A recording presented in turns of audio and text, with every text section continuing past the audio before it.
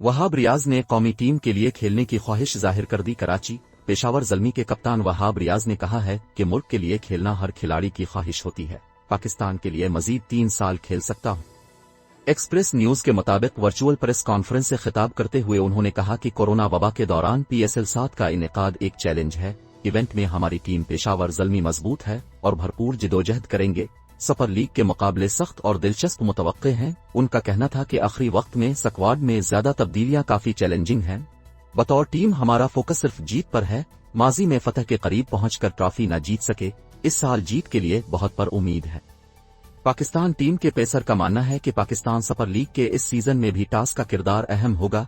Pitch के हिसाब से टीम तश्कील देंगे। उम्मीद है कि गैर मुल्की खिलाड़ी भी टीम को जल्द ज्वाइन कर लेंगे। मैं बहुत जुनूनी हूं, इसीलिए आज भी क्रिकेट खेल रहा हूं। वहाब रियाज ने मजीद कहा कि कोरोना से बचाव के लिए सबको SOPs पर अमल करना होगा। मुकम्मल होटल बुक होना अच्छा अमल है। हारिस, हुसनैन और शाहीन अच्छे बाउलर हैं, उनके लिए नेक ख्वाहिशात हैं, मगर मेरा किसी नौजवान बॉलर से नहीं बल्कि खुद से मुकाबला है। बायोसिकोर बबल का माहौल पिछले साल की निस्बत बेहतर है।